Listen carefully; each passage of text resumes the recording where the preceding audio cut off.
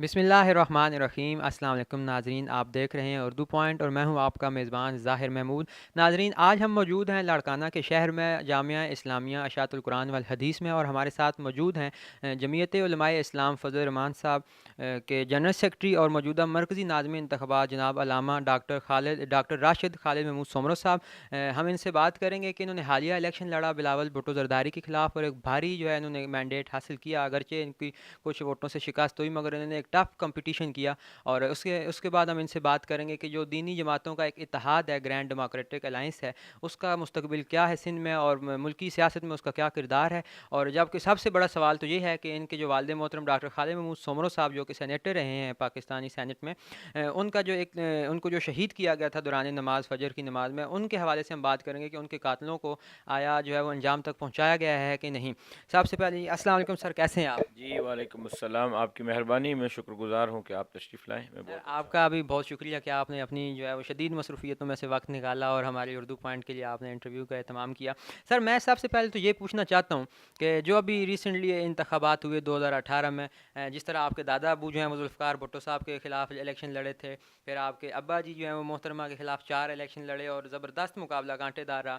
इसी तरह आपने भी उसी रवायत को जो है वो कायम रखा और बिलावल साहब के ख़िलाफ़ आपने इलेक्शन लड़ा, और तकरीबन कुछ 5-10 हज़ार वोटों की लीड से वो जीते। उसके हवाले से भी तहफ़्फ़ुज़ात बताए जाते हैं। तो आपका कैसा एक्सपीरियंस था ये पहला, और आप क्या समझते हैं कि कौन सी वजूहात जो हैं वो आड़े आई हैं आपके इस इलेक्शन के हारने में? सबसे पहले तो मैं आपका शुक्रगुज़ार हूँ और ये बताऊँ कि मैं भी उर्दू पॉइंट का फ़ॉलोवर भी हूँ और फ़ैन भी हूँ। मैं देखता रहता हूँ आपको और बड़ा अच्छा काम कर रहे हैं आप। मैं आपकी पूरी टीम को मुबारकबाद पेश करता हूँ। जहाँ तक इलेक्शन का आपने सवाल किया है तो ये लाड़काना के अंदर हमारी थर्ड जनरेशन है जो एक दूसरे के आमने सामने है। वहाँ से भुट्टो साहब ने आगाज़ किया, यहाँ से मेरे दादाजी ने आगाज़ किया। और वो वक्त था कि भुट्टो साहब ने जब भुट्टो साहब की उंगली के इशारे पर लोग खड़े हो जाते थे और मजमे हिल जाते थे। मेरे दादाजी ने सिर्फ 800 वोट लिए और भुट्टो साहब ने पौने 2 लाख वोट लिए। और फिर मेरे वालिद साहब ने 4 इलेक्शनें लड़ी और मैंने इलेक्शन लड़ी, और ये आखिरी इलेक्शन में बिलावल साहब को 80,000 वोट दिए गए और मुझे 60,000 दिए गए। और इसलिए कह रहा हूँ दिए गए कि मेरे इलेक्शन के नताज 2 दिन तक रोके गए। 13 दिन तक इलेक्शन कमीशन की ऑफिशियल वेबसाइट पर मैं बिलावल साहब से अप रहा और 2 दिन तक हमने वो रिकॉर्डिंग्स की और इलेक्शन कमीशन में हम लेके गए प्राइवेट गाड़ियों में, रक्शों में। 2-2 दिन के बाद जो है वो वोट की पर्चियाँ आती रहीं और नताइज तब्दील होते रहे। खुद टीवी पर ब्रेकिंग न्यूज़ हुई कि गड़ी खुदाबख्श भुट्टो की पोलिंग स्टेशन मैंने जीती है। अब गड़ी खुदाबख्श भुट्टो स्पाइनल कार्ड है पीपल्स पार्टी के लिए। लेकिन फिर भी जो उन्होंने मुकाबला अब भी छोड़ा है, 60,000 मुझे दिए हैं, 9,000 मेरे वोट मुस्तरद किए हैं, 9,000 उस उम्मीदवार को दिए हैं जो मेरे हक में विड्रॉ हो चुका था। तो अगर उसको भी आप इकट्ठा कर लें तो ये तकरीबन 78,000 वोट बनते हैं। 78,000 अपोजिशन को वोट पड़े हैं और 2,000 की लीड से 80,000 पर बिलावल साहब इलेक्शन जितवाए गए हैं। तो बहरहाल मैं उस पर अल्लाह तबारक व ताला का जितना शुक्र अदा करूं वो कम है, या लाड़काना के अवाम का कि जिन्होंने मेरे ऊपर इतना बड़ा एतमाद किया। और मैं समझता हूं कि ये मेरे लिए एक अच्छा एक्सपीरियंस था कि मैंने किसी लोकल बंदे के साथ इलेक्शन नहीं लड़ा, बल्कि जो अपने आप को टाइकून समझते हैं और जिनके लबो लहजे बताते हैं कि वो ईंट से ईंट बजा देंगे, हमने उनकी ईंट यहाँ लाड़काना में बजा दी जी। अच्छा, मज़े की बात ये कि आपका भी पहला इलेक्शन था और बिलावल साहब का भी पहला इलेक्शन था। जी हाँ। तो ये दूसरी बात ये कि वो दिन मुझे कभी नहीं भूलेगा ऑब्वियसली, चूँकि वो एक ऐसा दिन था कि जिस दिन जो है वो अल्लामा डॉक्टर खालिद महमूद सोमरो साहब को दौरान नमाज शहीद किया गया सजदे की हालत में। तो वो सेनेटर थे, बड़े ही जो है आवाम के लिए दर्द रखते थे, हमेशा उनकी तकारीर में आवाम की जो खिदमत का जज्बा था वो नज़र आता था। अभी तक मैंने कोई ख़बर नहीं पढ़ी, मैं रोज़ाना की बुनियाद पर ख़बरें पढ़ता हूँ कि उनके जो कातिल थे, जो कातिलीन थे, उनको जो है वो कोई सज़ा दी गई हो, या जो वो रसात थे उनको इंसाफ मिला हो। तो इस हवाले से आप क्या कहेंगे? देखिए, मेरे वालिद साहब एक बहुत बड़ी अजीम शख्सियत थे। सिर्फ वो सेनेटर नहीं थे, सिर्फ वो पाकिस्तान की सेनेट में स्टैंडिंग कमेटी के चेयरमैन नहीं थे, बल्कि मैं आपको एक दिलचस्प और अजीब बात बताऊं, शायद आपकी नज़रों से न गुजरी हो, कि मेरे वालिद साहब 2008 में दुनिया के 500 most popular Muslim leaders of the world की लिस्ट में भी शामिल थे। اور پوری دنیا کے اندر اب عرب 1.5 ارب سے زائد مسلمان ہیں، اور ان میں صرف 500 لوگوں کو چنا گیا ایز اے لیڈرشپ کے، اس میں ڈاکٹر خالد محمود سمرو کا نام شامل تھا۔ اور پھر مجھے اس بات پر بھی فخر ہے کہ میرے والد کو اگر شہادت ملی تو جناب حسین ابن علی رضی اللہ تعالی عنہ کے طرز پر ملی، کہ ان کو بھی نماز میں شہید کر دیا گیا، میرے والد کو بھی نماز میں شہید کیا گیا۔ جناب عمر کو فجر میں شہید کیا گیا، میرے والد کو فجر میں شہید کیا گیا۔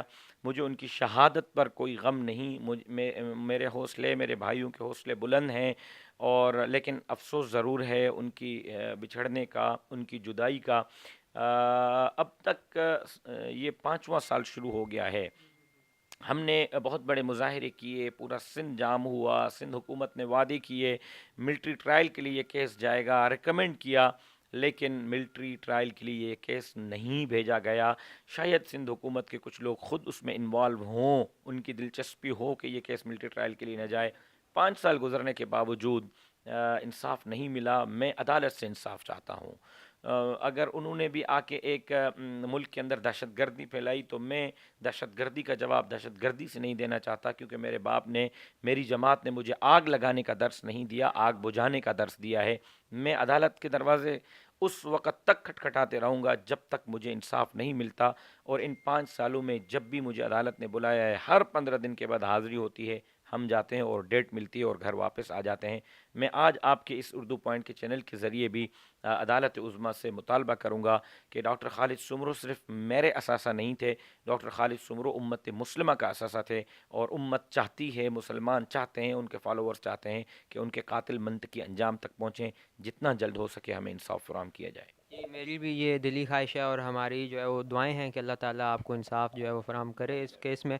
اچھا، ایک اور بڑی ایک نا مطلب صورتحال ہے کہ سندھ میں بھٹوازم کا ایک دورہ ہے، اور باقی صوبوں میں جو لوگ سمجھتے ہیں کہ شاید وہاں پہ پیپل پارٹی کام کر رہی ہے، اور پھر آپ نے یہ دیکھا کہ آپ نے اچھا بڑا ٹف ٹائم دیا، گرینڈ جو ڈیموکریٹک الائنس تھا، دینی جماعتیں تھیں، انہوں نے بڑا ٹف ٹائم دیا۔ تو آپ کیا سمجھتے ہیں کہ بھٹوازم ایک لیفٹ اور دینی جماعتیں رائٹ، تو ان کا آپس میں مستقبل کیا نظر آتا ہے کہ ٹکراؤ جو ہے وہ کسی انجام کو پہنچے گا؟ دیکھیں ضرور پہنچے گا۔ اب جب بلاول صاحب خود لاڑکانہ شہر میں شکست کھاتے ہیں، اور لاڑکانہ شہر کے اندر وہ 31,000 ووٹ لیتے ہیں اور میں 33,000 ووٹ لیتا ہوں، باقی جو ووٹ تھے وہ ان کے بھی دیہاتوں سے، میرے بھی دیہاتوں سے، تو اس کا مطلب یہ ہے کہ لاڑکانہ جو بے نظیر صاحبہ کا گھر ہے، جو بھٹو صاحب کا گھر ہے، لاڑکانہ کے عوام نے ان کو مسترد کر دیا ہے۔ یہاں کی ایم پی کی جو سیٹ ہے وہ ہمارے اتحاد میں ہم نے جیتی ہے، پیپلز پارٹی نے یہاں پر شکست کھائی ہے۔ تو میں سمجھتا ہوں کہ یہ آغاز ہوا ہے، اور آنے والا جو وقت ہے وہ انشاءاللہ اس کے لیے نوشتہ دیوار ہوگا ان لوگوں کے لیے۔ وہ پڑھ لیں اس کو کہ مستقبل بھٹوازم کا نہیں، اور بھٹو صاحب ہی نہ رہے، اب تو زرداریوں کے حوالے ہے پیپلز پارٹی، بھٹو اس کے حوالے نہیں ہے۔ بھٹو کا اگر اصل وارث ہے تو وہ پھر جونیئر ذوالفقار بھٹو ہو سکتا ہے، کوئی زرداری شاید بھٹو صاحب کا وارث نہ ہو سکے، لیکن یہ ان کی اپنا فلسفہ ہے، ان کی اپنی مرضی ہے، سندھ کے عوام ان کو مسترد کر چکے ہیں۔ اچھا، ایک بڑی دلچسپ بات یہ ہے کہ زرداری صاحب اور مولانا فضل الرحمان صاحب بڑے اچھے اور گہرے دوست ہیں، اور آپ ان کی جماعت سے ہیں، تو ایسا کیوں نہیں ہوا کہ اس الیکشن میں یا تو آپ دستبردار ہوتے یا بلاول صاحب دستبردار ہو جاتے؟ یہی تو جواب ہے ان لوگوں کو جو یہ کہتے ہیں کہ فضل الرحمان زرداری کی جنگ لڑتا ہے، فضل الرحمان زرداری کے لیے لڑتا ہے۔ یہ ان کے لیے جواب ہے کہ اگر فضل الرحمان زرداری کے لیے لڑتا، زرداری کے اقتدار کے لیے لڑتا، تو فضل الرحمان اپنی جماعت کے مرکزی ناظم انتخابات کو، اپنی جماعت کے سینٹرل ایگزیکٹو کمیٹی کے ممبر کو، اپنی جماعت کے صوبہ سندھ کے سیکرٹری جنرل کو بے نظیر بھٹو کا مقابلہ نہ کرواتا، بلاول بھٹو کا مقابلہ نہ کرواتا۔ مولانا فضل الرحمان کی زرداری سب سے ضرور دوستی ہے، لیکن زرداری اپنی پارٹی پالیٹکس کرتا ہے، جمیعت علماء اسلام اپنی پارٹی پالیٹکس کرتی ہے، اور ان کا اپنا ایک سیاسی میدان ہے، ہمارا اپنا سیاسی میدان ہے۔ دوستی یاری ان کی اپنی ہے، وہ چلتی رہے گی، لیکن نہ زرداری صاحب مولانا سے پوچھ کر سیاست کرتے ہیں، نہ مولانا زرداری سے پوچھ کر سیاست کرتے ہیں۔ ایک بھی بات یہ بھی ہے کہ ہم نے دیکھا کہ ہمیشہ سے مولانا صاحب جو ہیں وہ اقتدار میں رہے ہیں، اور عوام میں ایک عام تاثر پایا جاتا ہے کہ یہ تو حکومت کے جو ہیں وہ لالچ میں ہوتے ہیں۔ اب ایسا کیا ہوا کہ وہ جو ہے وہ خان صاحب کے خلاف ڈٹ کر کھڑے ہو گئے ہیں، اور یہی نہیں، وہ زرداری صاحب اور نواز شریف صاحب کو اکٹھا کرنے کی تگ و دو میں لگے ہیں، اور یہ ساری باتیں ان کی سن بھی رہے ہیں۔ اس کی کیا وجوہات ہو سکتی سب ہیں؟ سے بہترین سوال اب آپ نے کیا ہے، اور سب سے اچھا سوال کیا ہے، واقعی یہ ایک سوال سوال ہے جو عام تاثر ہے. سب سے پہلی بات میں کلیئر کرتا چلوں، آپ کے اس چینل کے ذریعے کروڑوں ویورز ہیں آپ کے. آپ پاکستان کی تاریخ کا مطالعہ کر لیں، پارلیمان کی تاریخ کا مطالعہ کریں. جمعیت علماء اسلام 70 سالہ تاریخ میں مرکزی حکومت میں صرف دو مرتبہ رہی ہے، صرف 2 مرتبہ. ایک زرداری صاحب کی جو حکومت تھی بے نظیر صاحبہ کی شہادت کے بعد، اس میں بھی ہم آدھا ٹینیور تھے اور آدھے ٹینیور کے بعد ہم اپوزیشن میں چلے گئے تھے. اور نواز شریف صاحب کا یہ پورا ٹینیور، لیکن کیوں تھے اس کا میں جواب دوں. ظاہر ہے کہ میں نے لاڑکانہ سے 60,000 ووٹ لیے ہیں. جب لاڑکانہ کے لوگوں نے مجھے 60,000 بندوں نے ووٹ دیے ہیں تو اب ان کی توقعات مجھ سے وابستہ ہوتی ہیں کہ ان کے کام ہوں گے، ان کو نوکریاں ملیں گی، ان کے اسٹریٹ لائٹ کا مسئلہ ہے، ان کے گلی کوچے کا مسئلہ ہے، ان کے ساتھ انصاف اور ناانصاف کا مسئلہ ہے، تو ان کی توقعات وابستہ ہو جاتی ہیں. جب میں پارلیمنٹ میں جاؤں اور پارلیمنٹ میں جا کر اپوزیشن کے بینچوں پر بیٹھوں تو مجھے بتائیں کہ میں عام آدمی کو ڈیلیور کیا کروں گا. ظاہر ہے کہ عام آدمی کو میں تب ڈیلیور کر سکتا ہوں. لاکھوں ووٹرز جنہوں نے مجھے اسمبلی میں پہنچایا ہے اور 30 40 40 80 سیٹیں دے کر ہمیں قومی اسمبلی کا اور سینٹ کا حصہ بنایا ہے، تو ان لوگوں کا حق بنتا ہے کہ ہم ان کے لیے کام کریں. ہاں، یہاں سوال یہ بنتا ہے کہ زرداری کے ساتھ اقتدار میں رہتے ہوئے، نواز شریف کے ساتھ اقتدار میں رہتے ہوئے، اگر نواز شریف جیل جا سکتا ہے، شہباز شریف جیل جا سکتا ہے، آصف علی زرداری روزانہ پیشیاں دے سکتا ہے، تو مجھے بتلایا جائے فضل الرحمان سے لے کر نیچے یونٹ سطح تک ایک عہدیدار. میں آج چیلنج کرتا ہوں آپ کے اردو پوائنٹ کے ذریعے کہ فضل الرحمان تو اپنی جگہ، اس کے ایم این ایز، اس کے سینیٹرز، اس کے منسٹرز تو اپنی جگہ، اس کے پارٹی کی لیڈرشپ تو اپنی جگہ.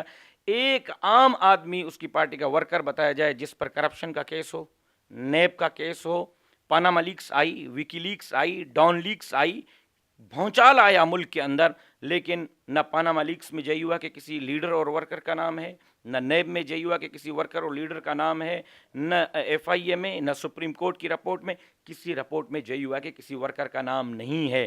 اگر اقتدار میں رہتے ہوئے نیب کی رپورٹ سے ہم باہر ہیں، ان تمام لیکس کے رپورٹوں سے ہم باہر ہیں، تو اس کا مطلب یہ ہے کہ ہمارا دامن کرپشن سے پاک ہے. تو پھر پاکستانی قوم کو چاہیے کہ ایسے لوگوں کو لائیں جو مسجد میں کھڑے ہو کر مسلح پر قوم کو امامت بھی کراتے ہیں اور پارلیمنٹ میں کھڑے ہو کر اپنے دامن کو کرپشن سے بھی بچاتے ہیں. ناظرین، یہ تو واقعی سوچنے کا سوال ہے کہ ابھی تک کوئی بھی ایسا جو ہے وہ بندہ اس جماعت کا جو ہے نہ نیب کے نرگے میں آیا ہے. ایک بات میں سوری، میں آپ کے درمیان میں کاٹ رہا ہوں. عمران خان اور فضل الرحمان صاحب کی تو سب سے بڑی دشمنی ہے. کے پی کے میں پچھلے 5 سال عمران خان صاحب کی حکومت رہی اور اب ان کی حکومت وفاق میں بھی ہے اور کے پی کے میں بھی ہے. تو عمران خان صاحب کو چاہیے کہ وہ جو تقریریں کرتے تھے کہ ہم چوکوں پر لٹکائیں گے، ان کو کہیں کہ فضل الرحمان کے خلاف کہیں ڈیرہ اسماعیل خان کے تھانے پہ ایف آئی آر کر دو، کرپشن کی، لوٹ مار کی، ملک کو لوٹنے کی، غداری کی. قیامت قائم ہو سکتی ہے. فضل الرحمان سے لے کر نچلی سطح تک کسی کارکن پر کوئی کیس عمران خان صاحب نہیں کر سکتے، کیونکہ ان کو پتہ ہے کہ ہمارا دامن صاف ہے. ہم اگر لڑائی لڑ رہے ہیں، کچھ اصولوں پر لڑ رہے ہیں. کیا خوبصورت شعر تھا علامہ صاحب کا کہ ہر لحظہ مومن کی نئی آن نئی شان. تو بڑی اچھا لگا یہ گفتگو سن کے. اچھا، آپ کی ماشاءاللہ زندگی کی کئی جہتیں ہیں، آپ سیاسی حوالے سے ہیں، آپ سماجی حوالے سے بھی ہیں، اور یہ کہ جو ایک آپ مدرسہ چلا رہے ہیں جو کہ اندرونی سندھ کا سب سے بڑا مدرسہ مانا جاتا ہے، جامعہ اسلامیہ اشاعت القرآن والحدیث، آپ اس کے منتظم ہیں. تو آپ یہ کس طرح سنبھالتے ہیں اتنے بڑے لیول پہ دینی معاملات کو بھی اور سیاسی معاملات کو بھی؟ یہ جو ادارہ یہاں میرے والد نے بنایا، میرے والد صاحب ہم جہت شخصیت تھے. وہ M B B S doctor تھے. انہوں نے جیل سے ایم آر ڈی کی تحریک میں ضیاء الحق کے خلاف وہ جیل گئے، جیل سے فائنل ایئر کا امتحان دیا، اور اس کے بعد پھر وہ ڈاکٹر بننے کے بعد جامعہ الازہر قاہرہ مصر چلے گئے. وہاں سے انہوں نے تعلیم حاصل کی. اس کے بعد سندھ یونیورسٹی جام شروع سے تعلیم حاصل کی. اس کے بعد انہوں نے دعویٰ اکیڈمی اسلام آباد سے تعلیم حاصل کی. اس کے بعد وہ عالم بنے. والد صاحب کا یہ خیال تھا کہ میں ایک ایسا ادارہ بناؤں جو ادارہ دین اور دنیا کو ساتھ لے کر چلے. والد صاحب کے ذہن میں جو خاکہ تھا اس ادارے کا، وہ یہ ہے کہ university of Islam and modern sciences, اسلام اور ماڈرن سائنسز کٹھے چلیں. یہ جو مولوی طبقے کو کہا جاتا ہے کہ یہ فضول ہے، اس کا صرف مسجد اور مسلط کے حد تک ہے اور بس یہی ان کا ذریعہ معاش ہے، تو والد صاحب کا خیال یہ تھا کہ میں ایک جدید ادارہ بناؤں. صرف یہ ادارہ ہمارے انڈر سپرویژن نہیں ہے، بلکہ اس کے ساتھ 13 اور برانچیں ہیں. 600 یتیم بچے ہمارے پاس زیر کفالت ہیں، 400 بچیاں زیر کفالت ہیں، 3000 سے زائد بچے ہمارے پاس پڑھ رہے ہیں. ہمارے مدرسے میں، ہمارے جامعہ میں، ہمارے دارالعلوم میں میٹرک لازمی ہے، کمپیوٹر لازمی ہے، اور ہمارے دارالعلوم میں، ہمارے جامعہ میں آپ کو میں عجیب بات بتاؤں کہ MBBS ڈاکٹرز ہمارے پاس عالم بن رہے ہیں، اور صرف یہ ہمارا کام نہیں، اس کے ساتھ ساتھ تھر کے اندر ہم بہت بڑا اس ادارے اور جمیعت علماء اسلام کے پلیٹ فارم سے رفاہی کام کر رہے ہیں، سینکڑوں کنویں بنائے ہیں، ہر سال کم سے کم 5 سے 8 ہزار لوگوں کو راشن پرووائڈ کرتے ہیں، وہاں بلینکٹس کی تقسیم ہوتی ہے، کیش ڈسٹریبیوشن ہوتی ہے، رمضان میں سحر و افطار ہوتی ہے، اور میرے والد کے جتنے متعلقین ہیں جو ابو کے ساتھ پڑھے، بہت بڑی پوسٹوں پر ہیں، کچھ ڈاکٹرز ہیں، کچھ لیکچررز ہیں، کچھ بزنس مین ہیں، لوکل پاکستان کے جو ہمارے ساتھی ہیں وہ میرے ساتھ اکٹھے ہو جاتے ہیں، اور وہ مل کر جو ہے وہ ایک ہماری ٹیم بن جاتی ہے، اور تھوڑا تھوڑا حصہ اپنی زکوٰۃ کا، اپنے صدقے کا ڈال کر ہم یہ کام چلا رہے ہیں۔ دعا کریں کہ اللہ تبارک و تعالیٰ اس کو میرے والد کے لیے صدقے جاریہ بنائے۔ ماشاءاللہ جی ناظرین، آپ نے دیکھا کہ آج ہماری جو ایک انٹریکشن تھا کہ انتہائی ہمہ جہد شخصیت جو ڈاکٹر علامہ راشد خالد محمود سومرو صاحب تھے، اور انہوں نے بڑی اچھی گفتگو کی ہمارے ساتھ۔ آپ نے بھی دیکھا کہ کیسے کیسے حساس معاملات میں انہوں نے کھل کر بات کی، اور ہماری دعا ہے کہ اللہ تعالیٰ ان کو اپنے والد محترم کے سلسلہ میں انصاف دلائے، اور ان کے جو جملہ خواب ہیں جو یہ بچوں کی پڑھائی کا انتظام کرتے ہیں، ان تمام معاملات میں ان کی رہنمائی فرمائے اور مدد کریں۔ اس کے ساتھ ہی میں اجازت چاہتا ہوں۔ ظاہر محمود، اردو پوائنٹ۔